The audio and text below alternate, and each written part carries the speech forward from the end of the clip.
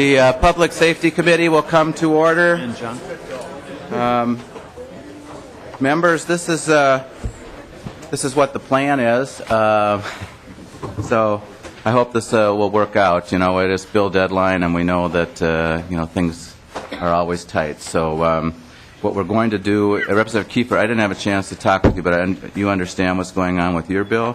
So the idea is we're going to move Representative Kieffer's bill to the Judiciary Committee today. We'll still keep the language in the omnibus bill if we need to deal with your fiscal note. That'll be the first order of business, and then we will take up the Johnson bill, and then we will take up House File 237. We will then recess and return here at 7 p.m. to vote on House File 237. Is this going to work for everybody? I hope it will. Ms. Slocum? I didn't even hear you. Sorry. I'm sorry. I just wanted to let you know that the idea is that we would return here at 7 o'clock tonight. I know this is a problem and it's short notice, but it's... Mr. Chair? Mr. Chair, I will be presenting a bill at 6. I understand that... and Representative Lesch will be in pensions, and other people will, and Representative Hillstrom, I'm hoping your committee will be done, and so this happens, but we will, Representative Cornish. Mr. Chair, just any reason for the recess if we get all done today by noon? Well, it just, we're just going to, recess and take it up for a vote this evening. We've heard public testimony on it. I think that after reviewing the bill and having discussion about it, it's going to take longer than our committee time. So I don't suspect we will be here late this evening, and we'll take a vote on it, and that'll be it. Representative? Excuse me, Mr. Chair, so we're just coming back to vote? Well, in any discussion that we have. I mean, I suspect that members are going to want to give some speeches, or some talks on it, so I would like to give everybody an opportunity to do that if you have some comments you want to make, or other members have some comments they want to make. So what we'll do is we'll go through the bill today, and we can have some discussion until our committee time expires at 11:30, which is, yeah. So sorry for the inconvenience, members. Okay, so with that, Representative Kieffer, we have a quorum now, and do we have any minutes to approve or no? Okay, all right.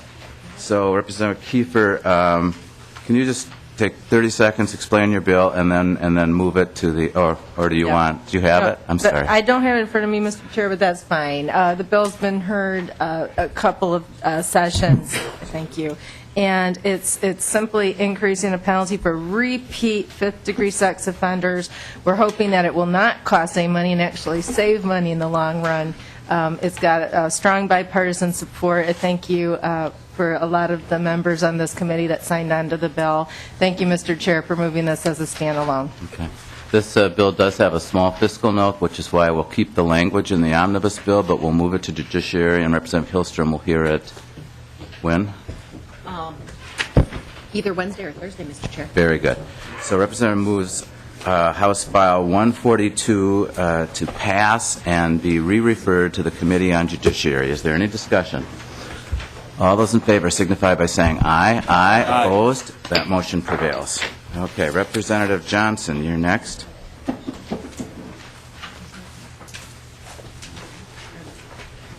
Representative Johnson, welcome to the committee. Thank you, Mr. Chair.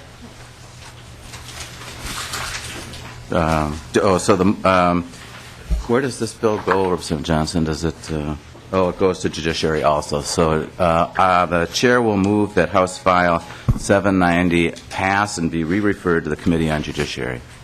Thank you, Mr. Chair. Members, the purpose of this bill is to clarify that periods of supervised release and conditional release are to be served concurrently. And therefore, it's clear that conditional release begins when an individual is released from prison.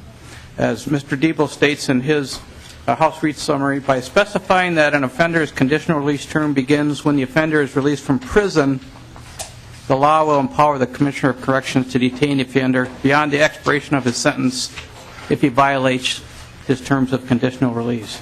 Now, this issue was brought forward by Community Corrections after recent court rulings changed how corrections are to interpret current statute. The court indicated that the current statute states that 2 release periods are to be served consecutively, which isn't consistent with past practice. Again, this legislation simply clarifies that supervised release period and conditional release period are to run concurrently, which we believe was the legislative intent when this conditional release language was originally passed by the state legislature. Here to say a few words in support of the bill and answer any questions is Dialeen Workington, Director of Anoka County Community Corrections. Mr. Chair, members of the committee, my name is Dylan Workington, Director of Anoka County Community Corrections. Welcome. Thank you. I appreciate your taking on this bill and hearing this. I also appreciate Representative Johnson assisting with this. Really, as this is indicated, it is a loophole that's being fixed, kind of created by an appellate level decision based on the read of the current statute. And that loophole allows an offender to potentially plan a violation and control consequences, because the consecutive nature of this particular appellate level decision allows that person, or mandates that that person be released at a specific period of time. So they could be in the community, plan a contact with minors if they're a predatory offender, and then actually get released right at that end period. So it could be potentially be a week. My colleague in Blue Earth County, Josh Milo, indicates that a current case currently going on where an offender had contact with minors was going to be returned to the institution for prison treatment as a predatory offender, was not allowed to go into the program because it significantly shortened his period of time. Although he had 3 years total to serve, potentially, this appellate level decision mandates that he be released in 11 months, which is the end of his supervised release period. So really this current legislation proposed cleans up that loophole so that it's a seamless system whereby if someone does commit a violation, a significant violation while in supervised release, their consequences can carry over into that conditional release period. And that's the way it had been applied. That's the way the Department of Corrections had seen this statute from its inception. However, the appellate level read it differently and decided differently. And so this really basically returns it to the way it was. Okay, very good. Question to the witness. Representative Hillstrom. Thank you, Mr. Chair. I don't see anything in this bill that caused me to need to see it. Okay. And there is no fiscal note on the bill, Representative Walls? Or Mr. Walls? You want to be representative?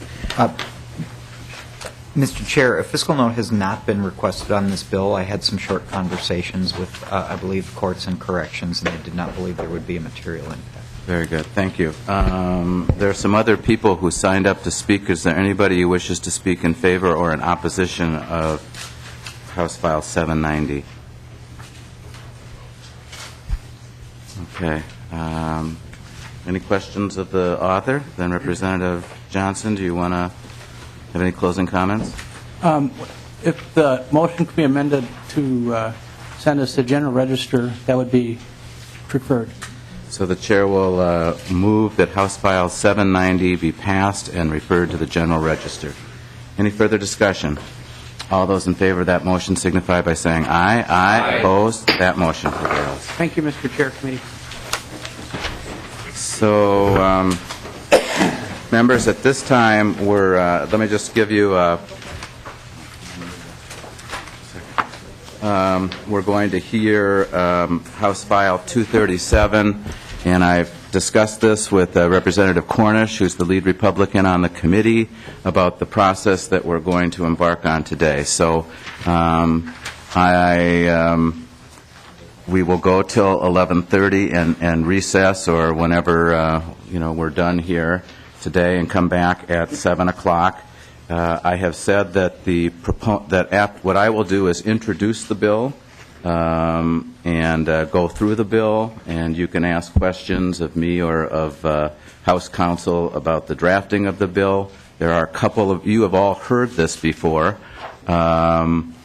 but there are a couple of new provisions in there that you may have some comments about. We will then open it up. We said we'd have 12 minutes for proponents, and there's some people who have organized some discussion in favor of the bill, and then there will be an opportunity did I say 12? 20 minutes for proponents and 20 minutes for opponents. And Representative Cornish, I don't know if you have anybody or if people from the audience simply want to speak in opposition. We will allot that time for it. And then we'll recess and come back tonight. You can say what you want to say about the bill. If there's any amendments, we could still offer them since the 24-hour rule was waived. If you have any amendments to the bill, that is also allowable, and we will vote on it tonight. Representative Cornish. We don't have any amendments, Mr. Chair, but do you have any amendments, or is the DE5 going to be the only amendment? At this point, the DE5 is the only amendment. I would just wish you would offer them, I mean, during this time frame rather than wait till tonight, so we have time to react if there is one. Oh, absolutely. I hope that we will email, if there is another amendment, we will email those to you in plenty of time for you to read them. If you need some more time, we can recess for a later period of time. But if there's another amendment, you will get them in plenty of time. And just so there's no misunderstanding, we naturally will be asking for a roll call vote at the final act. I would assume so. Okay. Okay.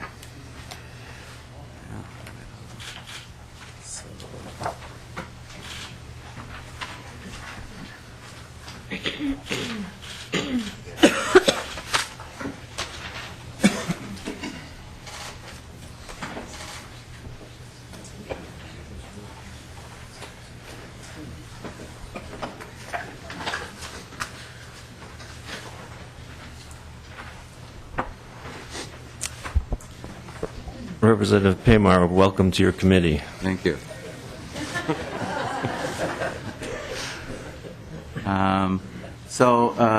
Mr. Chair, I guess I need some help here, too. So, Representative Hillstrom, this will go to the Judiciary Committee as it stands. Is that? As it stands, Mr. Chair. When the DE5 amendment is put on. Just trying to get the right motion here. That would be correct, Mr. Chair. Okay, Mr. Chair, then I would move the DE5 amendment to get in the shape that I want it, and then I'll go through that amendment. You need to move the bill first, I believe. I will move that House File 237 be passed and re-referred to the Committee on Judiciary. And now I'd like to move the DE5 amendment to get it in the shape that I want it. Does everybody have the DE5 amendment? All in favor say aye. Aye. Against? Motion passes. Representative Paymar.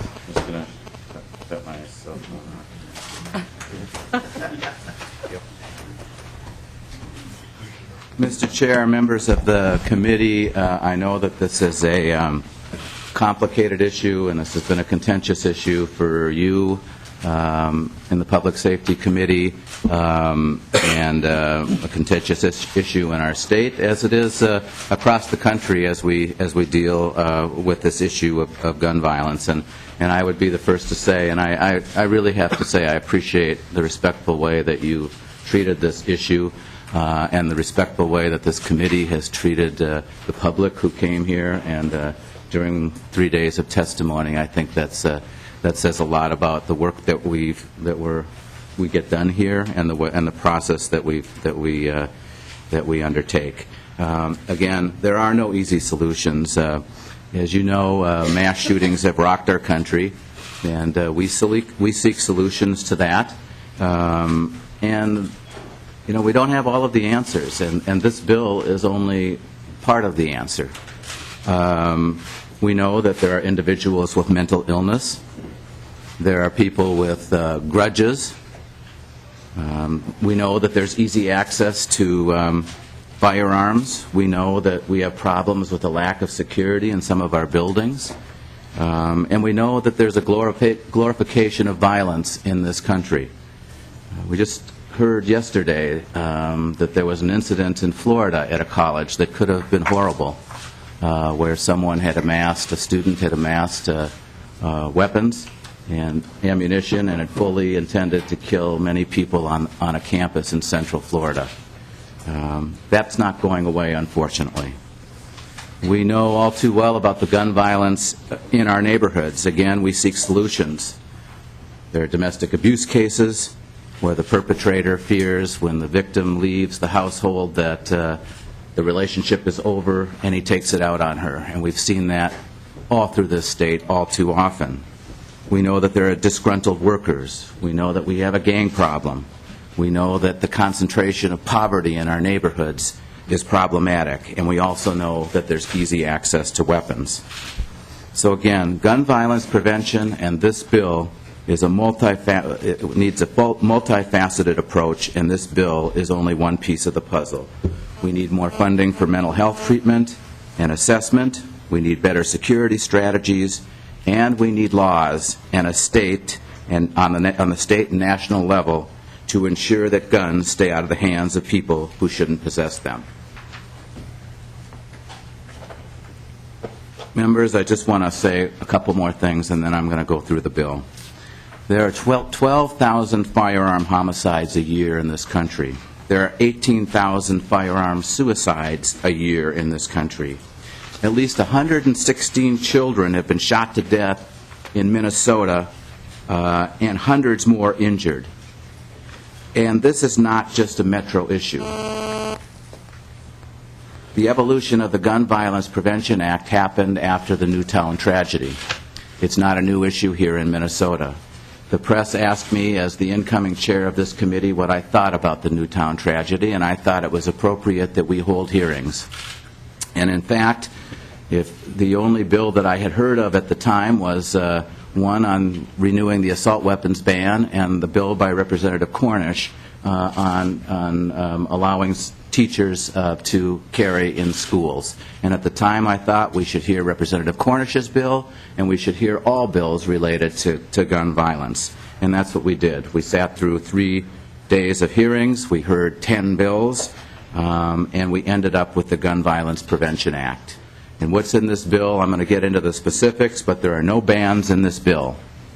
The centerpiece of this bill is universal background checks to keep pistols and semiautomatic military assault weapons, which is the way we define them in statute, out of the hands of disqualified people. And who are those disqualified people? They're felons, they're domestic abusers, and they're people who have been civilly committed for serious mental illness. What this bill does is it expands background checks to gun shows, to people who purchase in-state over the Internet, and to private sales.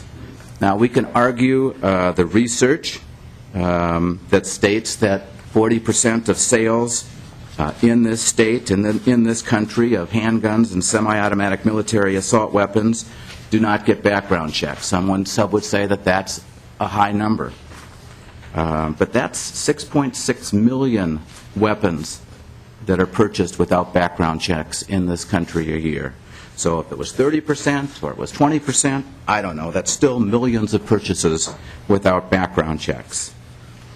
In this bill, I tried to compromise. Again, we kept the bans out.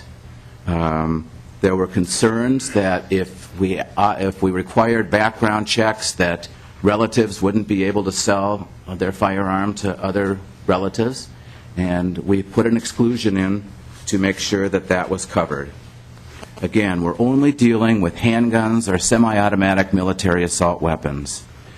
And the claim that background checks don't work, to me, is false. And you will probably hear that today. But remember, since the Brady bill was passed, nearly 2 million people have been blocked from possessing firearms who were disqualified from owning them. Almost 2 million people. This issue is not going to go away. House File 237 is the right bill. The public supports this. Over 70%, and all of the polling data that you look at in Minnesota, Republican, Democrat, rural, metro, law enforcement, Governor Dayton supports this bill. It's passed out of the Senate committee and I'm asking you to pass this out of this House committee so we can bring it to the House floor. With that, members, I want to briefly go through the bill with you, and just so you can see the sections that are new from what you heard several weeks ago. So, members, on the DE5 amendment, I'm just going to go through these quickly, and just so you're clear about what has changed and what this bill does. Section 1 of the bill just provides the need for information for applying for a permit to purchase. You will also see that it requires an applicant for a permit to purchase to submit to getting an ID. And again, Mr. Diebel and Mr. Clary here are experts on this, and they can answer some of your questions also. But Section 2 of the bill talks about the disqualifying factors for getting a permit to purchase from a police chief or a sheriff, and those, again, disqualifying factors are being a felon, domestic violence, civilly committed for mental illness. There are other factors that disqualify, but those are the major ones. It has some provisions in here that were worked out with the police chiefs and law enforcement who wanted this language in this bill, and I think it's very important. It allows the chief of police to decide if somebody is at risk to themselves or to others, that they can deny a permit to purchase. And law enforcement will testify in a few minutes here about the importance of this. They know when they go out and there's been domestics or there's been substance abuse or there's been problems at certain households, what kinds of situations potentially could explode. Officers know that. Now, this doesn't just give police chiefs the ability to act arbitrarily or with caprice. They have to document this in their police reports, and then the police chiefs would make that decision about not granting a permit to purchase. It always allows the individual to appeal, but that gives law enforcement more flexibility. Later in Section 2, it talks about the administrative fee. I think this is reasonable that chiefs can charge a $25 fee. It also talks about if police or law enforcement is unable to identify who is applying for the permit to purchase. Section 4 of the bill is let's see, I'm just trying to get to the high points here that you need to know about. Our changes current references to state or federal laws. Check Section 6 and 7. In Section 7, this is a slight change. It lengthens the time limit for the background check from 5 to 7 days. Again, there's more language here about if law enforcement is unable to verify. And Section 8 is also grounds for disqualification. So this is for transfer.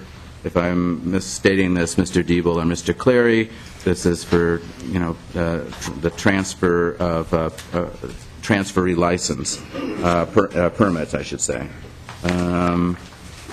Something else that you should look at is probably in Section 10. This says that it talks about the mandates to transfer between private parties to be routed through a dealer. So if you were going to sell at a gun show, for instance, again, there's the administrative fee for transferring permits. We have some language here at the end of page 6 that the auctioneers asked for that exempts them from this provision. Section 11 is the language that allows for, if you have a permit to carry, you may substitute that for a transferee permit. Again, in Section 12, this is the relative exclusion. And in Article 2 of the bill, which is on page 8, this is the language that came from prosecutors and law enforcement. Section 2 of Article 2 is the penalties for false reporting, lost or stolen firearms, allows law enforcement to trace that firearm if there's been a crime, and it's also has the penalties for knowingly reporting a weapon to be lost or stolen. Again, this came from prosecutors in the state of Minnesota, as well as in Section 3 of the bill. There's 3 more violent crimes that have been added to the crime of violence that would then prohibit someone from possessing a firearm, which is felony in the 5th degree, felony domestic assault by strangulation. And just briefly, Mr. Chair,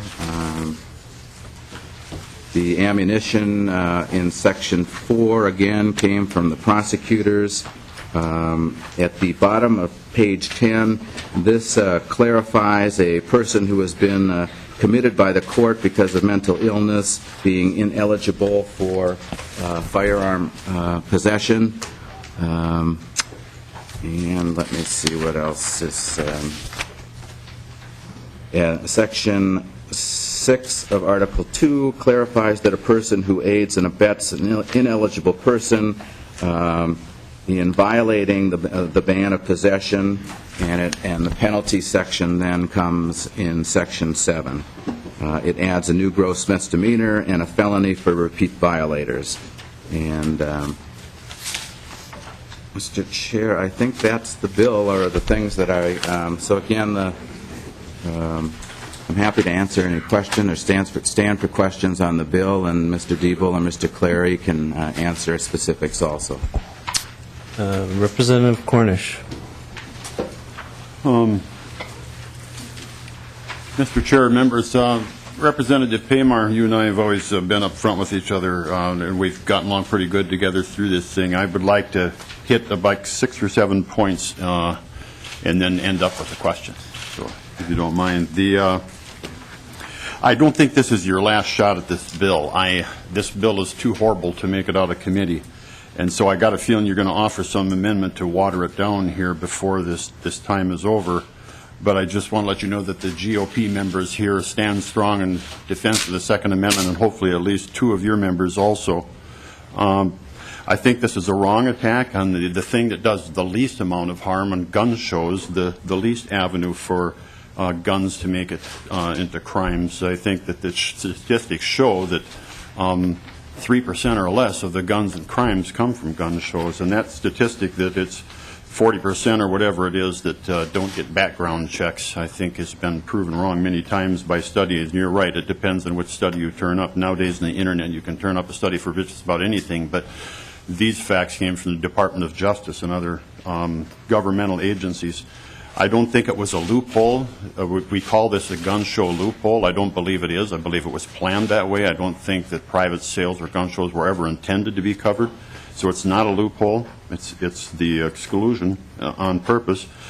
I remember when the peace officer came, and a couple of years ago, maybe last year, and they claimed that all the guns that they had blocked from purchase, but not one place in that testimony did he say it ever stopped a crime. So that statistic is pretty misleading. All these people you stop from getting guns, there's no proof whatsoever how much crime that actually stopped. And so it sounds like a good figure. The 70% poll, I did a lot of polling when I was president of the union, the Conservation Officers Union. In fact, one of the polls we sent out showed that 70% of the peace officers and game wardens didn't want any form of gun control or thought that it did any good.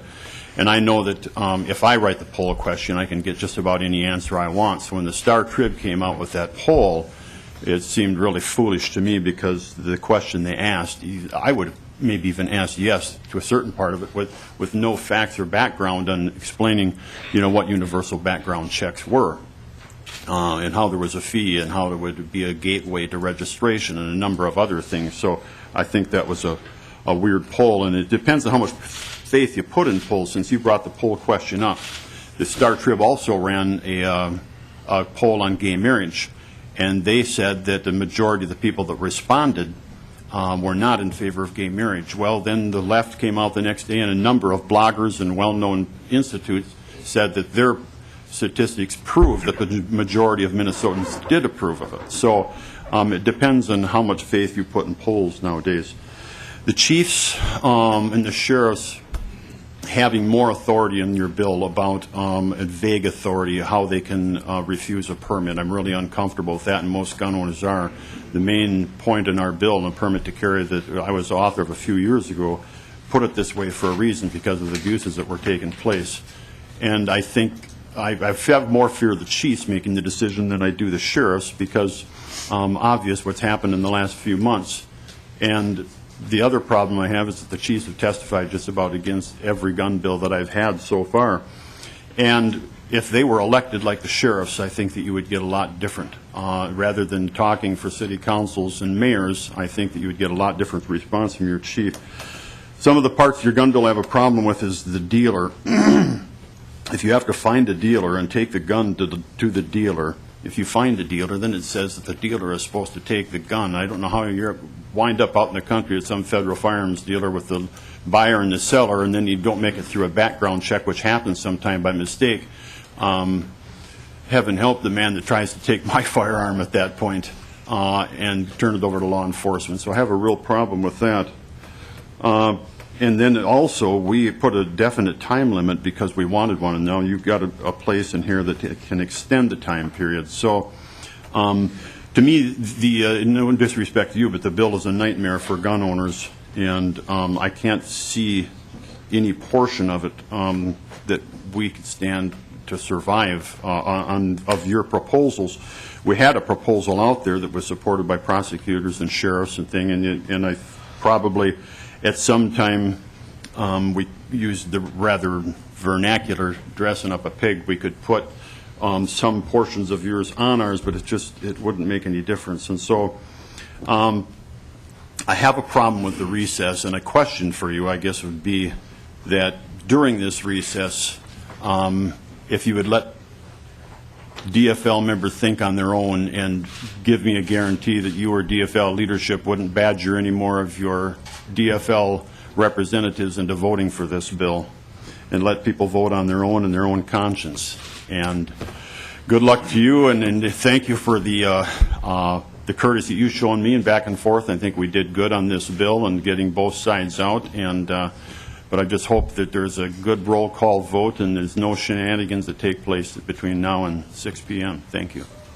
Representative Paymar. Can I respond to a few of those? Representative Paymar. Okay. First of all, Representative Cornish, there's not going to be any shenanigans, and everybody has to vote their own conscience. I mean, you're right. You and I are diametrically opposed on some of these issues. On other issues, you know, we find common ground, and that's what the legislative process is all about. And I'll return the compliment to you. You've been very respectful and upfront with me, and not just this bill, but, you know, throughout the process here.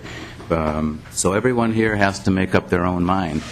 You know, polling data, we're all politicians. We look at it, but that shouldn't be the only thing that people react to. You have to think about, and I hope that people don't just think about this bill, the Gun Violence Prevention Act, as a caucus position. I hope that you thoroughly, think it through. Maybe you already have, and do what's right. You know, we all have to look at ourselves in the mirror the next day or when we leave the legislature, and say to, we have to see what's looking back. And is this did I cast that bill because it was a political vote? Did I cast that bill because I looked at all of the information and then I made a determination and it was the best that I can do? Again, unfortunately, Representative Cornish, I don't think that this issue is going to go away. I just brought up what happened in Central Florida. I mean, how do you explain to some little kid watching television in North Minneapolis gets shot, or some little kid driving with his mom in Oakdale and gets killed?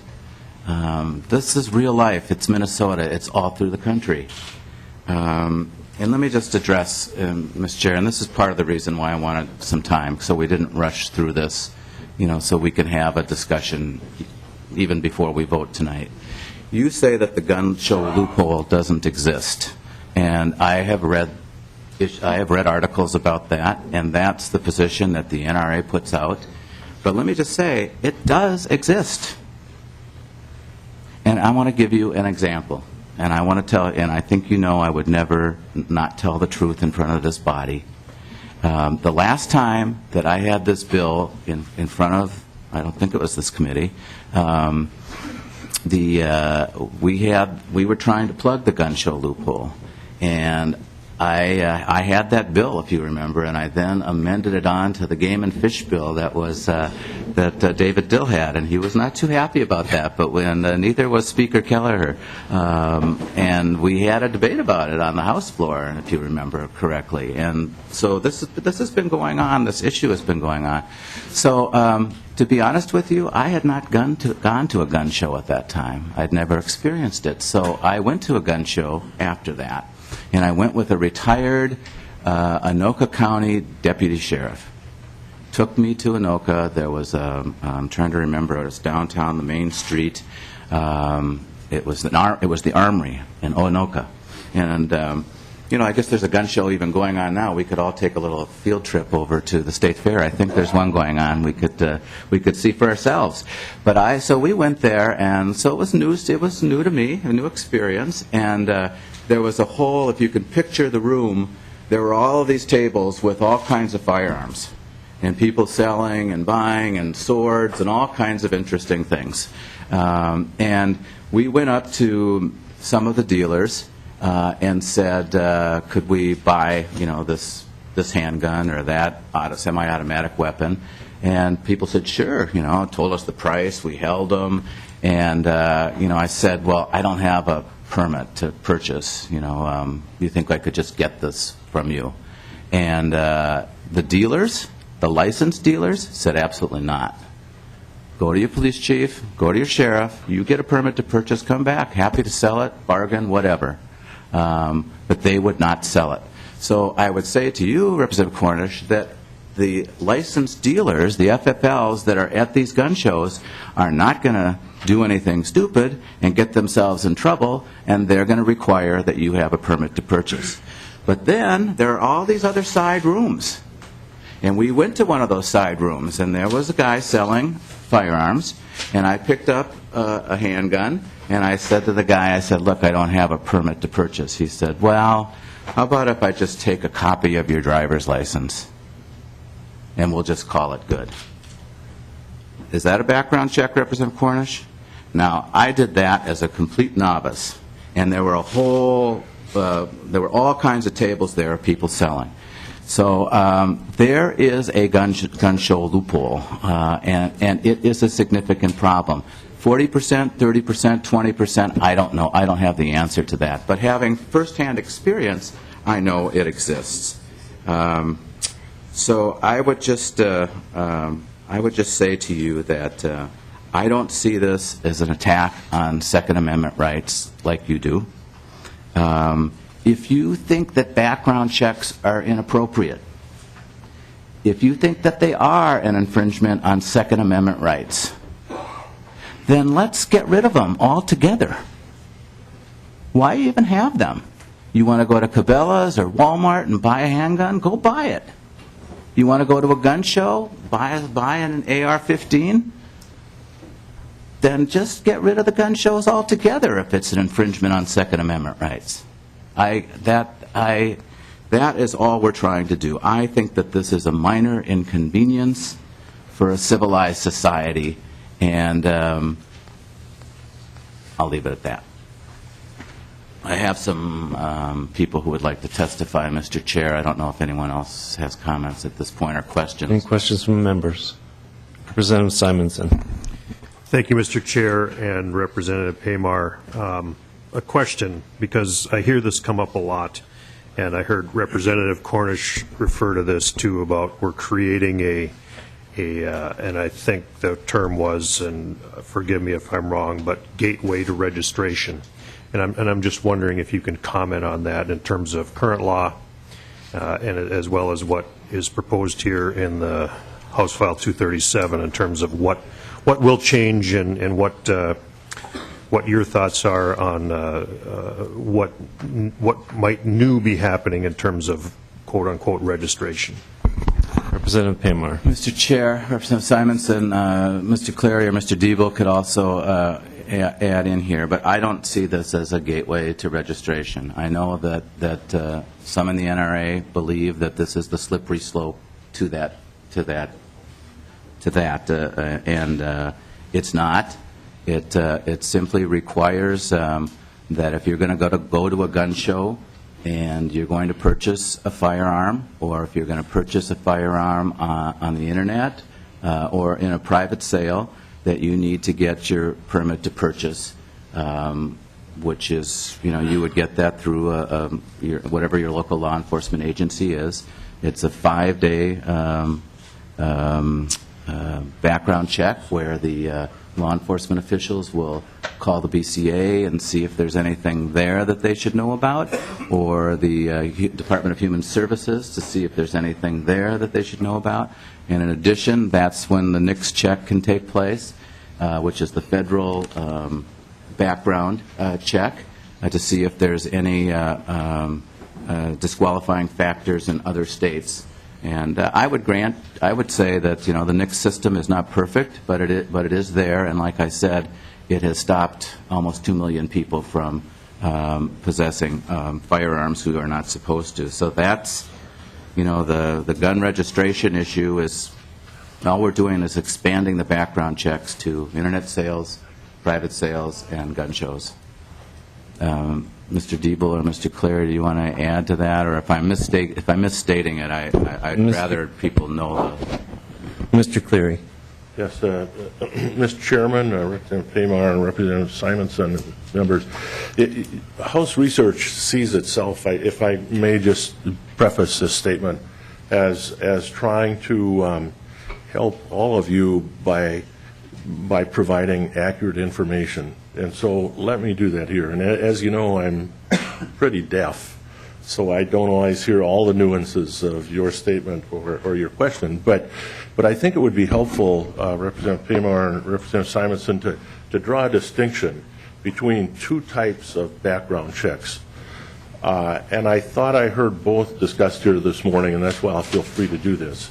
One, indeed, is tantamount to registration, though you could argue the semantics of that.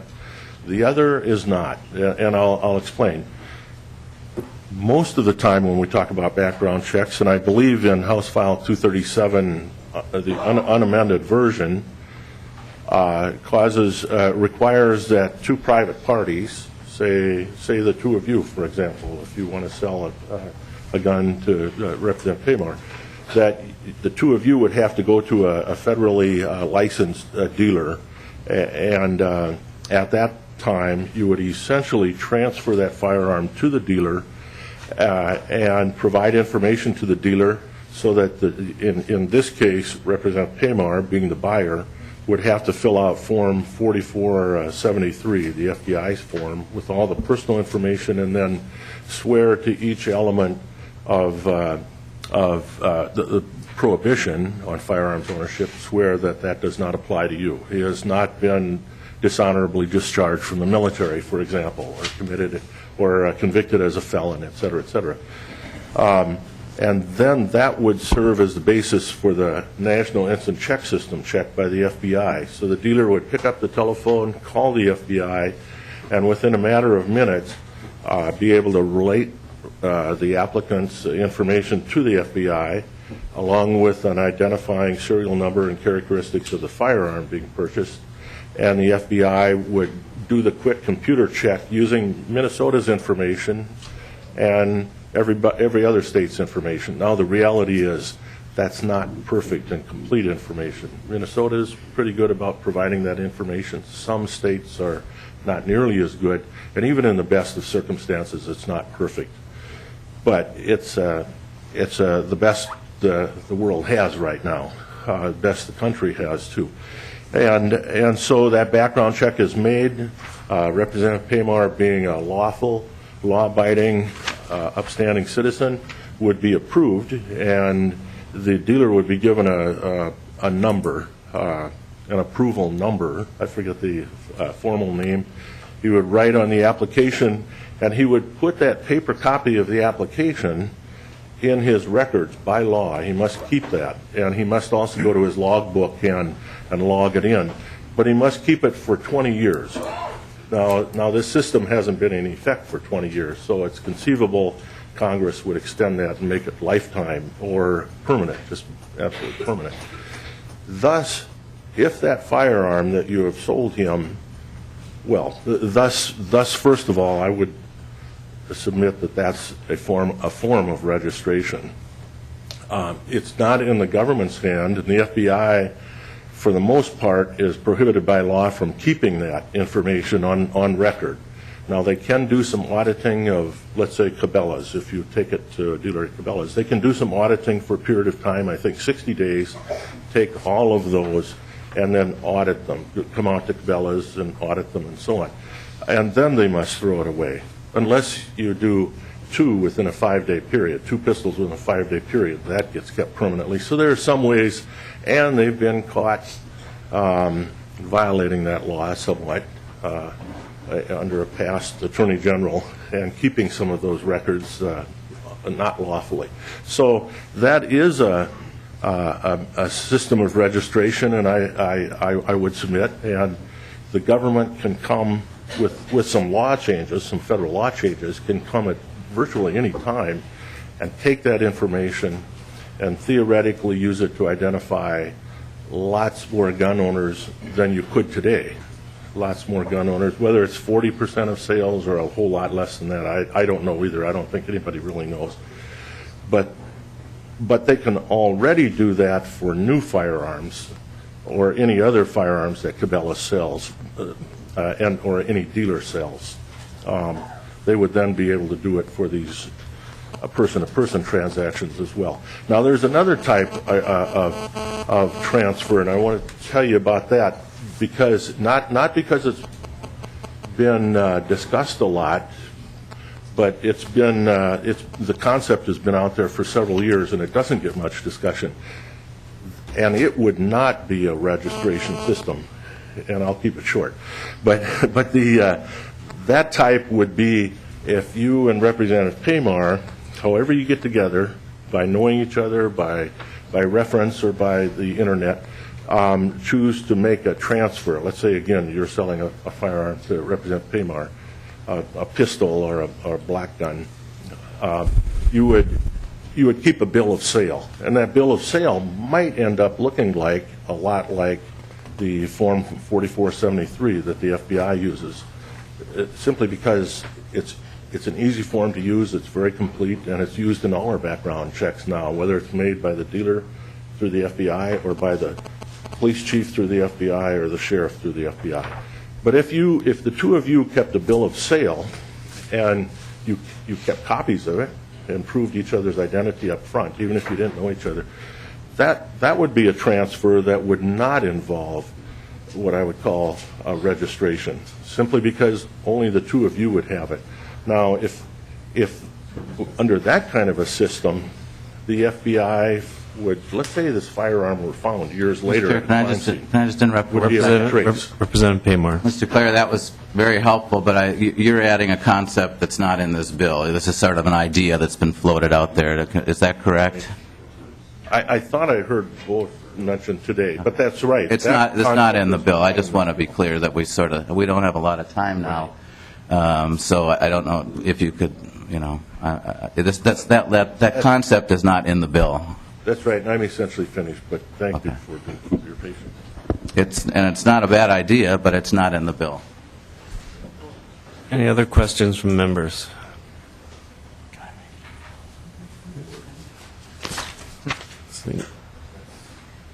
Mr. Chair, then I would like if law enforcement, if I could have Mr. Flaherty and Petya come up first, and then I have some other proponents of the bill.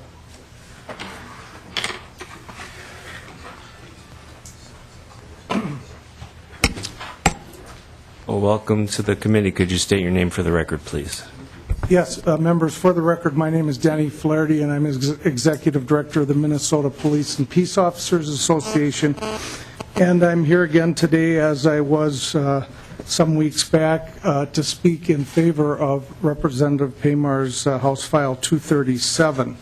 I don't want to repeat the testimony that I provided, but I really do want to just leave a couple thoughts. Number one, I believe, and the majority of Minnesotans believe, that if we're serious about reducing gun violence, backgrounding, strengthening our ability to background individuals is really the centerpiece for all of the gun-related legislation that's been introduced this session.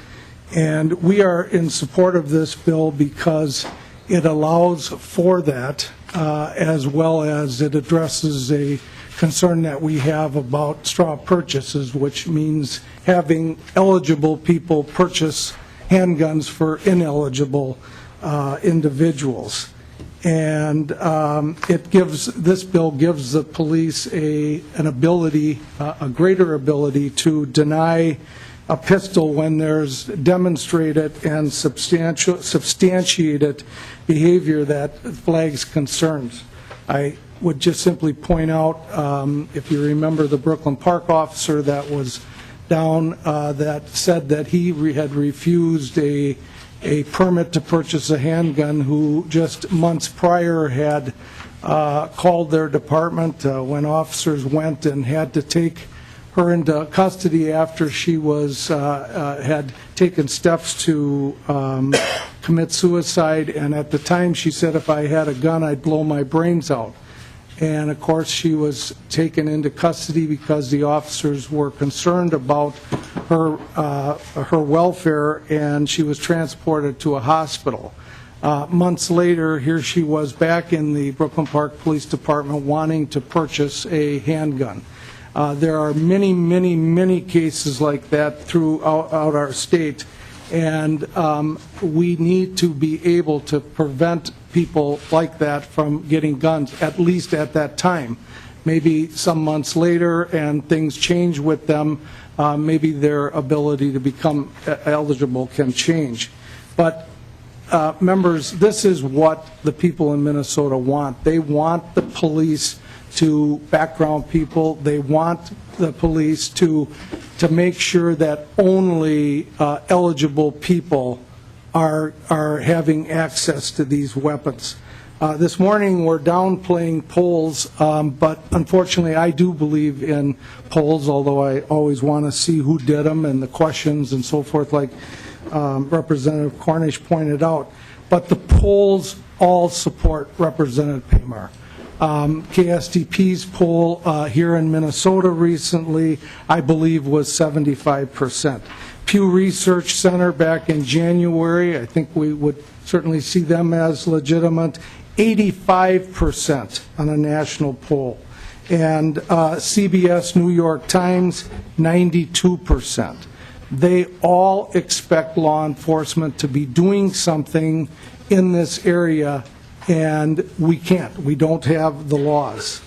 Clearly, backgrounding does work. We have been doing this since, 1979, I think, if I'm not mistaken, when Minnesota passed its first background and waiting period. We were one of the first in the nation to do that, and it has worked. There have been many individuals that have been denied the permit or the ability to go out and purchase handguns. And clearly, we believe that if you want to buy a handgun or a military assault weapon, that it should be expected that you need to prove your eligibility. And so without belaboring it, I do seriously believe that this is the way we need to go. If we are serious. If we're not serious about it, then we can just call it a day on the legislation.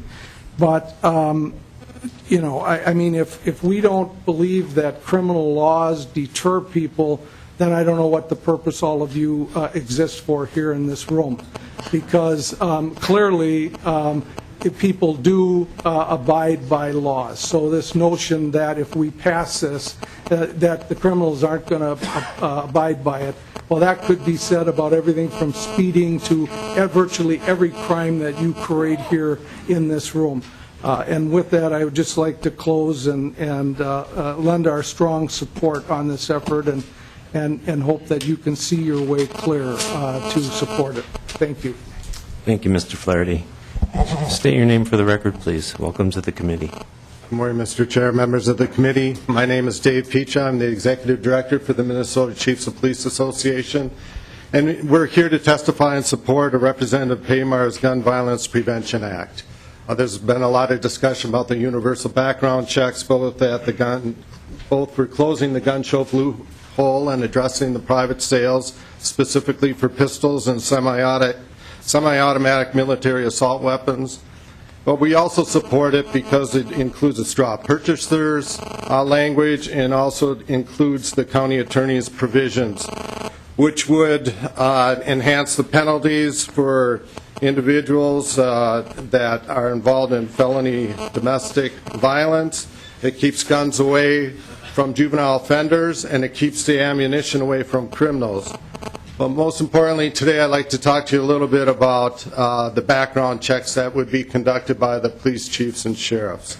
This bill allows extra time to investigate the eligibility of a permit to purchase or transfer applicant. Oftentimes there are questions of proper identification, there's residency requirement questions, as well as potential issues with the applicant's backgrounds.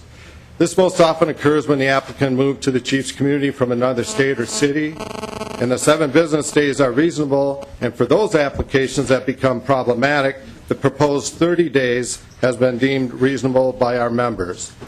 This bill allows the use of documented calls of service to law enforcement that identify the applicant for a permit to purchase or transfer as a danger to themselves or others. This would be a disqualifying factor when considering the application. We support the use of this information as a critical part of determining whether an individual is eligible to purchase a pistol or semi-automatic military assault weapon. The language that you see in this bill was negotiated with NAMI and other members of law enforcement, and your committee council was also present to assist us with the language. So I am here today to support Representative Paymar's Gun Violence Prevention Act. Thank you. Thank you for your testimony. So, Mr. Chair, I think we have about 15 minutes for proponents, and then we could allow for opponents to, if there's any opponents that want to speak. So I guess Mr. that's... Chair, the question. Representative Cornish. I just wanted, after the law enforcement testified, I just wanted to make note of who isn't here today.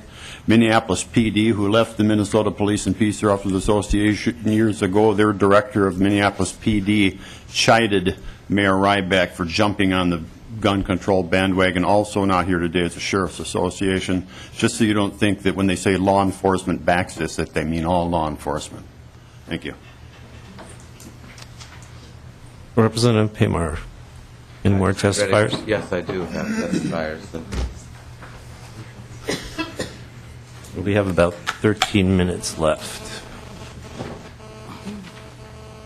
Good morning. Good morning. Could you state your name for the record, please? My name is Angel Cradle. My son Dwayne's life was threatened 2 weeks before he was murdered. The perpetrator murdered my son in cold blood with no remorse, shot him twice in the back and torso area. This, for me, was a devastating act of unnecessary gun violence. This has changed my entire life, and along with my son dying, a part of myself died as well, and that I will never get back. My son left 2 sons behind who will never have their father to nurture them and watch them grow. This has affected my entire family.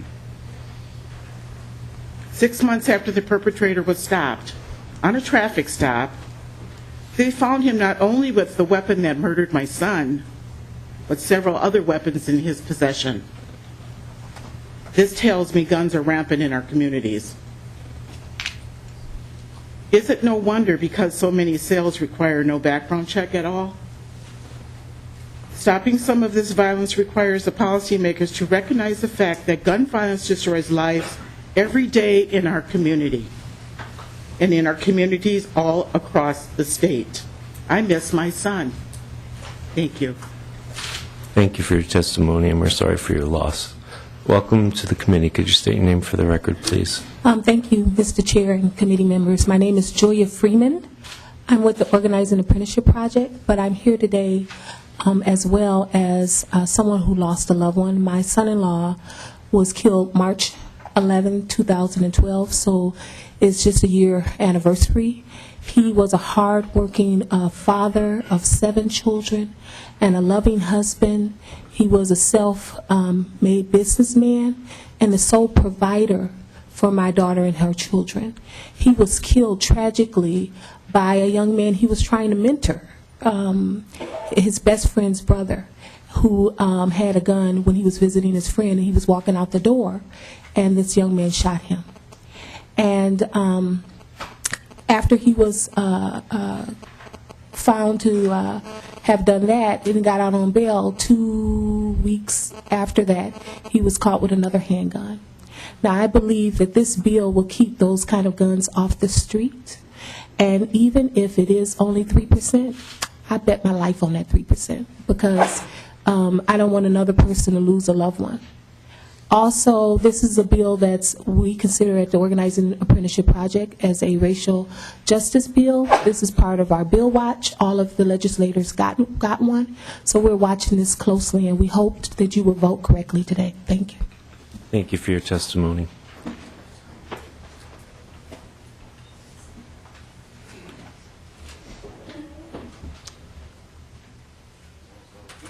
Welcome to the committee. Could you state your name for the record, please? My name is Kathleen McCosco. I'm pastor of Stadium Village Church, a conservative church of the Presbyterian Church USA.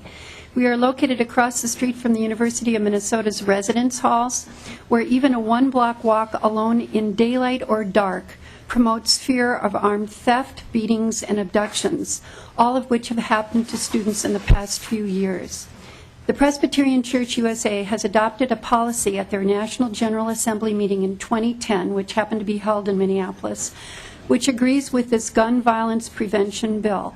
Our church wants this bill to pass. We want you to stop our culture of fear and death.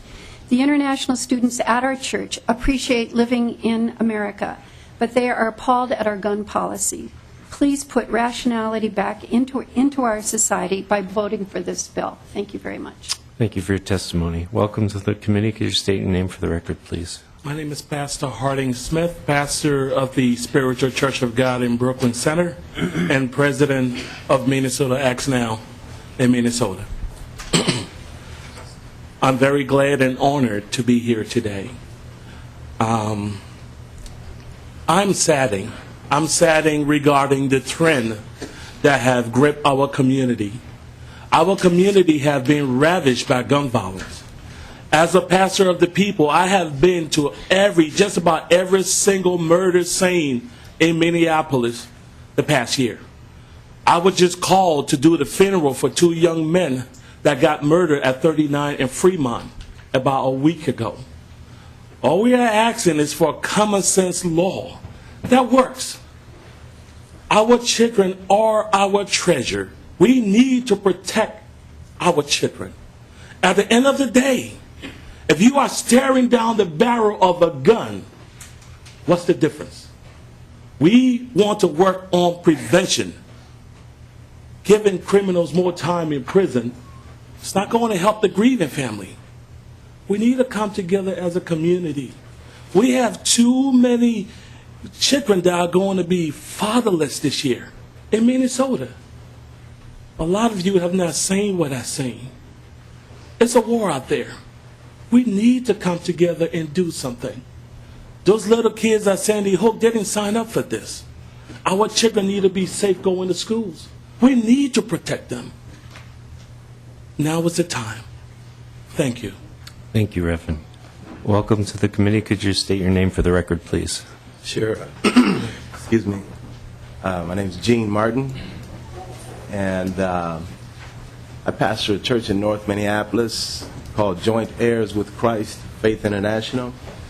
And I support the bill for background checks, and as well as our church. And in my church, there's a minimum of 3 mothers who've lost their sons to gun violence, a father who's lost his son, and scores of members who've lost their family members and their loved ones. And we support the bill because we believe that if we can just keep as many guns off the streets that are illegally going to our young people as possible, it would save lives. And that's what it's all about. It's about saving our young people's lives. It's about saving anyone's life. And it's not only things that's happening in inner city Minneapolis, but all Minneapolis, St. Paul, but all over the state of Minnesota. There's far too many killings, and we just support this bill for background checks. And I'd like to say this. Some say that you can't save everyone, and we know that we can't. But the life that you save could be your own. Thank you. Thank you for your testimony. We have about 5 minutes left for proponents. Good morning, Mr. Chairman, members of the committee. Welcome to the committee. Could you state your name for the record, please? My name is Jason Adkins, and I'm here today on behalf of the Joint Religious Legislative Coalition, which is sponsored by the Minnesota Catholic Conference, the Jewish Community Relations Council, the Minnesota Council of Churches, and the Islamic Center of Minnesota. Since the early 1970s, faith communities sponsoring the Joint Religious Legislative Coalition have called for common sense regulations designed to lessen gun-related injuries and deaths, and therefore we strongly support Representative Paymar's Gun Violence Prevention Act, which includes universal background checks for the possession of certain types of weapons. There's a public interest in making sure guns are used safely and transferred safely. We believe state regulations related to the sale, and the proper use of guns are an appropriate means of ensuring that the right to own guns is exercised by people qualified and capable of exercising that right responsibly. In houses of worship all over Minnesota, people pray for peace. This includes prayers that the people of Minnesota, both individually and collectively, find effective and creative ways to curb gun-related injuries and deaths. Thank you. Thank you for your testimony. Representative Cornish. Mr. Chair, comment and a question for the witness. The question for the witness. No, Mr. Chair, I just want to make sure that this is not going against the time for the proponents, because there's a few people that want to say. So Absolutely, Representative Paymar. Representative Cornish. Just a quick comment. I don't have much in common with the JRLC. It's a fairly liberal organization. I'm a Missouri Synod Lutheran. Just a question. What do you think that Jesus meant in the Luke on the New Testament when he said, "Sell your cloak and buy a sword"? The reason I ask that question is we always get pastors coming up here playing the moral card on us and say we have to pass a bill, and when I think that Jesus would have been plenty in support of protecting his family with violence if he had to. So I just kind of wondering where this moral thing is coming from in the JRLC, and why you're making this statement about why you think it's... Just go ahead and answer the question. Mr. Atkins. Representative Cornish, members of the committee. Representative Cornish, I wouldn't deign to question your expertise in Scripture nor engage in such a debate with you here in this chamber, but I can tell you that the communities that sponsor the JRLC believe strongly in peace, that peace is a fundamental contention of each of our belief systems, and that we should be looking at common sense measures that promote a safer society and allow people to be free from fear. Thank you for your testimony. Welcome to the committee. Could you state your name for the record, please? Mr. Chair, members of this committee, I'm the Reverend John Gutterman, co-chair of the Minnesota Conference, United Church of Christ, Justice and Witness Team. Following the slaughter of the innocents at Connecticut Sandy Hook Elementary School, another UCC pastor, the Reverend Yvonne Delk, said, "It is time for moral outrage at the death of our children and moral action that will create the public policy needed to interrupt this violence." She concluded saying, "The time for this is now, and it is urgent."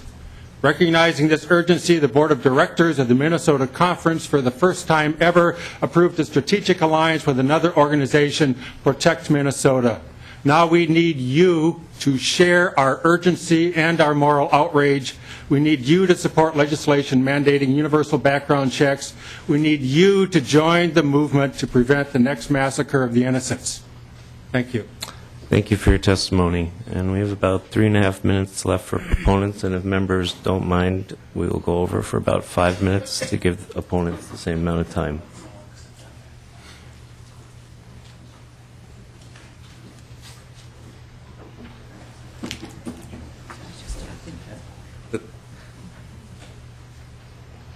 Welcome to the committee. Could you state your name for the record, please? My name is Rebecca Lowen. I'm a mother and a member of Shir Tikva's Gun Violence Prevention Task Force. Last week, our task force, with the help of MoveOn.org, created a petition online that calls for universal background checks for all gun purchases. This is the petition so far. In less than a week, it has been signed by 2,700 Minnesotans from all over the state. I'd like to take a few seconds to read some of the comments. Rebecca of Minneapolis writes, as an emergency department nurse at Hennepin County Medical Center for 20 years, I have seen too much gun violence. We need background checks now. From Scott of Duluth, I'm a hunter and a gun owner and have several guns to sell, but this just makes sense. Maybe a bit more of a hassle, but if it prevents the death of just one kid, it is worth it. Nancy of Wilmer, background checks are not an infringement on our rights. It is the right thing to do to help protect innocent people. From Jane of New Hope, the NRA would like us to believe that it won't make a difference.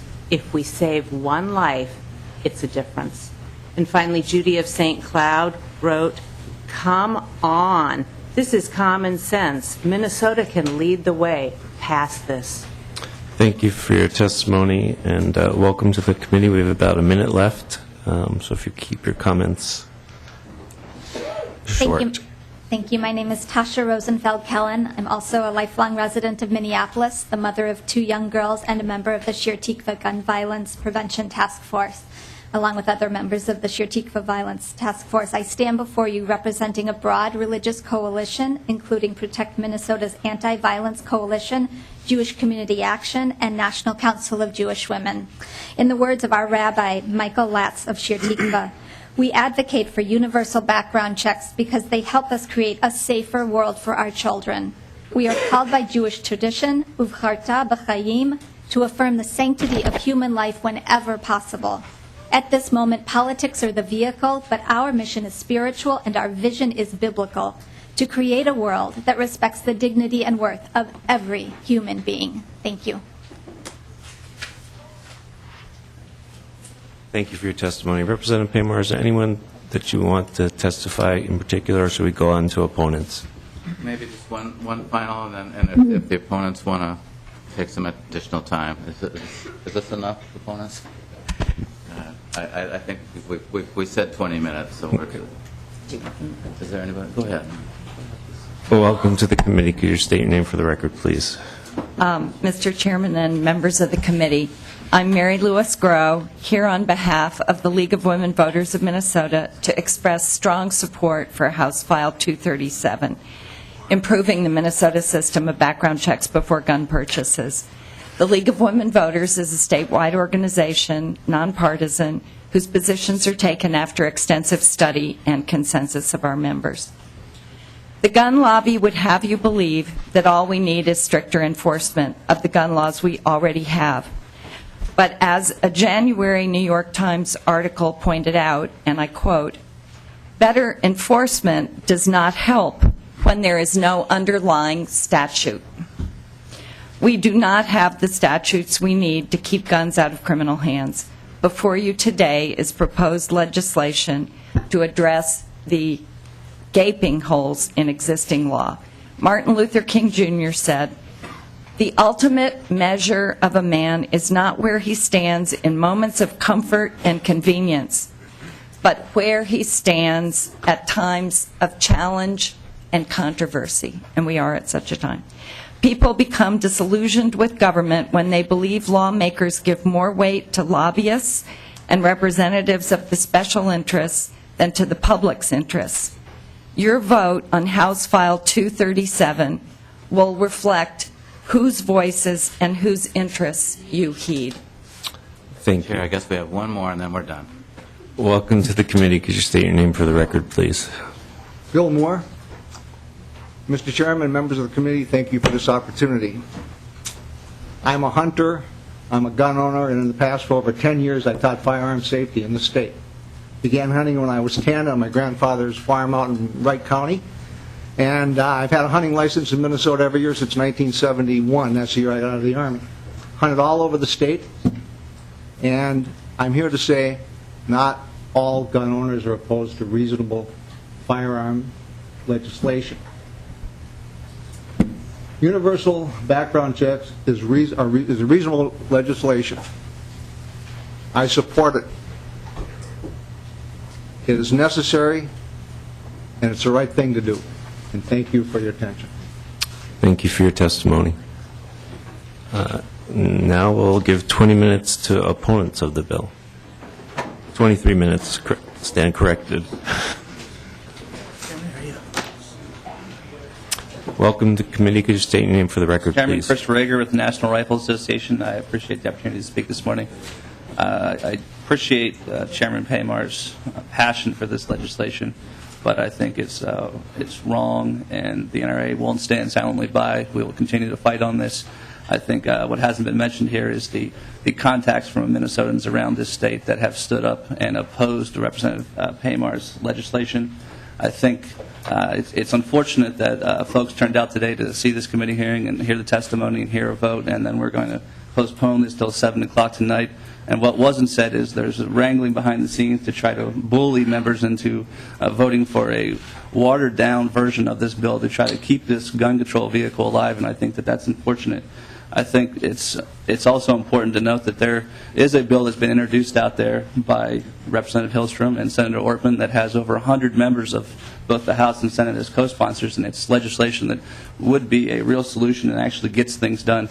What hasn't been said about Representative Paymar's legislation is, in addition to the waiting periods and the fees, it does nothing to improve the gaps in reporting of information to strengthen the background check system. It does nothing to help the reporting of the mental health adjudications that prohibit somebody from possessing a firearm. And I think that that's unfortunate. Those are provisions that are in the Ortman and Hillstrom bill, and I would encourage members to look at that legislation and look at crime control versus gun control. And the NRA continues to oppose this bill, and I look forward to working with members of the committee. Thank you. Mr. Chair. Mr. Chair. Over here. Representative Lesh. I just have a question, and I know we can wait till later on this, but this is the second time I've heard an allusion to a bullying effort go around. Representative Cornish mentioned something that the DFL leadership is bullying people, and Mr. Rager just mentioned there's some bullying going on. Can we get clarification? Who is doing the bullying, and who is being bullied? Representative Lesh, to our knowledge, no one is being bullied. Mr. Chair, with all due respect, I didn't ask you. Mr. Chairman, Representative Lesh, I would ask you to ask Representative Paymar and maybe other members of the body. I have been told by members that that is taking place, and I won't be disclosing that information. Okay. Well, Mr. Chair, Representative Lesh, the committee process is a fact-finding process. And to the best of the extent possible, we get names, dates, incidents, and when the record is reflected on this bill in years to come, it's very important we be very specific about who did what so we can make proper decisions. So to the extent that there are allusions to bullying, I need to know what they are, and we need to make decisions about those on the record. So I would ask that future members or future testifiers, if they say anything about this, that they be specific about it. That's all, Mr. Chair. Thank you. Welcome to the committee. State your name for the record, please. Rob Dorr with the Gun Owners Civil Rights Alliance.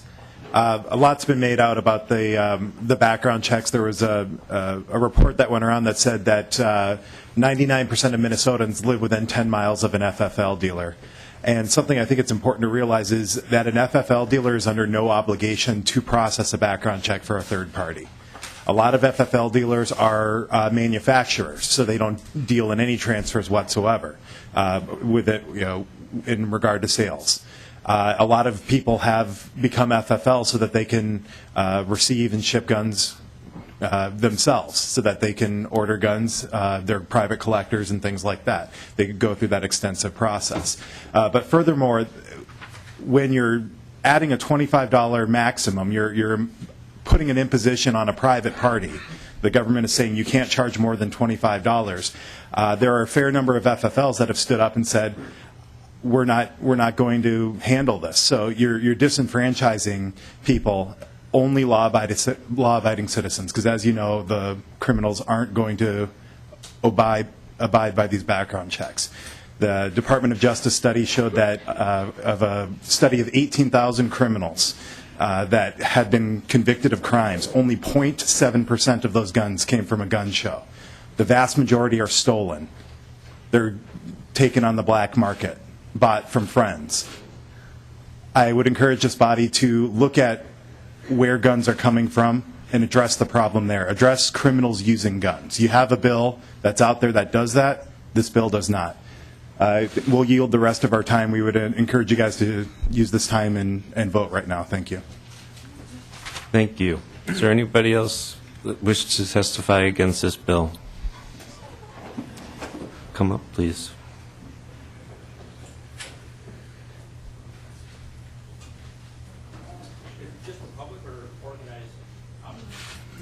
Both.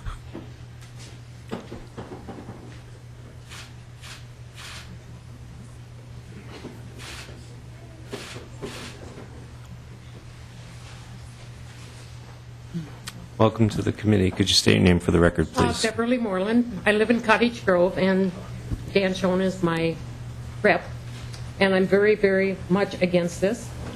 And a lot of the neighbors are too, and I have sent you something saying that we are against it. And I got an immediate email back saying, well, if you put your name and address on, I will respond. My name and address was on it. But all you guys took an oath of office to defend and support the Constitution. By even discussing this, you are going against your oath. And that really pisses me off. I study the Constitution every week. And you guys are going against your oath of office. And you shouldn't be in office if you can't keep your oath. And I keep hearing things brought up about, oh, if it can save one life. Well, if you're so worried about saving a life, stop the abortions here. Excuse me. Can we Thank you. Let's keep on topic, please. Welcome to the committee. Will do. State your name for the record. Thank you, sir. My name is Michael Undlin. I live in Plymouth, Minnesota. I have lived in Minnesota all of my life. My concern, one of my concerns that I'll focus on, has to do with the definitions in the language versus some of the talk in the opening comments about what the language maybe meant. And I just maybe need clarification before I even comment. Under paragraph 3, it says a person who has ever been confined or committed in Minnesota who is mentally ill to a treatment facility. And it strikes out the language associated with judicial determination. It wipes out the due process clause. Then on subdivision 4, in terms of restoration, again, it strikes out the judicial determination clause, and it references if somebody's been committed for having been hospitalized or confined based on mental illness. 7 years ago, I suffered a horrible violent act against me and suffered post-traumatic stress disorder, and I put myself in the hospital. And if the language is what it seems to read, as well as the language associated with some of the legal notes that describe any 72-hour hold, any hospitalization, then effective August 1st, unless I dispossess myself of my hunting rifle, I become a criminal under this statute. And I'm just wondering for clarification, with Representative Paymar describing it being limited to civil commitment, which requires judicial determination, what, for the record, for the voting committee, and for the public, is the legislative intent so that that becomes clear in case a judge has to review if I decide not to dispossess myself of a gun and fight this? Thank you. Mr. Chair, I don't think, this is a time for public testimony. If he makes a comment, I can answer that question offline and with the... Well, isn't it important to know what the legislative intent relative to whether this requires civil commitment, as was stated in the opening remarks, or does not require civil commitment, as the language and the associated... Mr. Chair, if Mr. Debo wants to... I'm not even sure what section of the bill you're referring to. Paragraph 4? What section of the bill? Well, it's on the second page, item number 2.3, or I'm sorry, paragraph 3. It doesn't require ordered commitment. It doesn't require judicial determination. It just says if I walk Excuse me, you'll myself go into through the the chair, hospital. please. Oh, I'm sorry. Thank you. Mr. Chair. Mr. Chair, over here. Representative Lesh. The testifier's request of the author to state our legislative intent is not properly considered as legislative intent under State v. Murphy. That is taken as a product of the whole of committee discussion at the time. And so any comment made by Representative Paymar would not satisfy any questions from the testifier. It's just going to have to come out in the wash of all the discussion throughout the committee at the time. Thank you, Representative Lesh. And to the testifier, I ask that you speak to Representative Paymar offline at this point.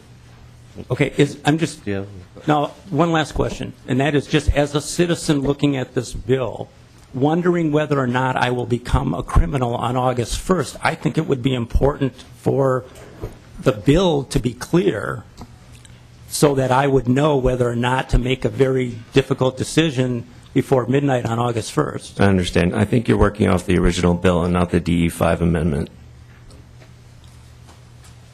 Okay. Mr. DeBoll. Mr. Chair and members, yes, one of the first acts the committee did on this bill was to adopt the DE5 amendment. And so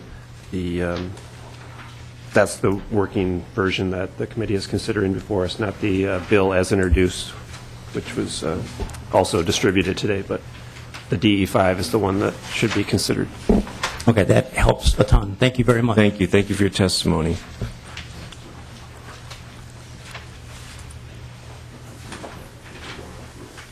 Hello, thank you for the opportunity to... Welcome to the committee. Could you state your name for the record, please? My name is John Strominger. I'm an East Side resident, and I live north, the closest house to where Sergeant Vick was shot. And in addition, within a half mile of three other officers. But my point here is about Betty McCullum at a town hall meeting in Oakdale.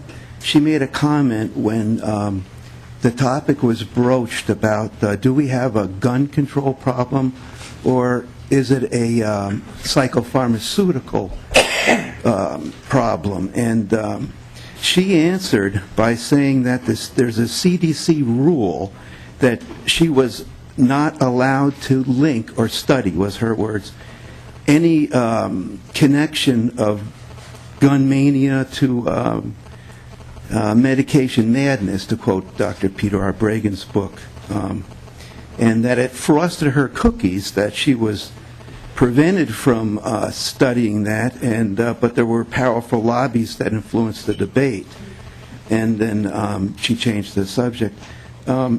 This topic has been discussed at the Veteran Affairs Committee of the House of Representatives on February 24, 2010, and Dr. Peter R. Bregan, you can view that testimony at Bregan.com, gave a detailed analysis emphasizing the science that demonstrates a causal relationship between the newer antidepressants, the SSRIs, etc., and the production of suicide, violence, mania, specifically in the military. And as everybody knows, Minnesota has a lot of veterans that have committed suicide. And I just wanted to bring up the mental health issue again, like my fellow citizen, that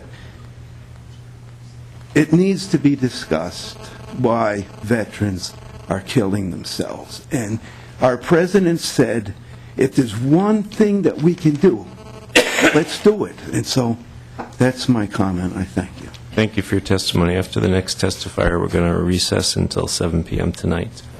Thank you, Mr. Chairman and members of the committee. I first would like to say that I share in everybody's sorrow for all victims of violent gun crimes. I think it's abhorrent. I would just like to raise one question, and we've talked about the slippery slope to registration, and you can call it a gun show loophole, whatever you'd like. But we're basically banning Sorry, did you state your name for the record, please? I'm sorry. My name is Mark Benokin, and I am a North Minneapolis resident. Thank you. Thank you. I would like to say that by registering every gun sale for private citizens, the only way that you can possibly do that is to establish a baseline. Because otherwise, how would you know whether the gun was transferred prior or after legislation being passed?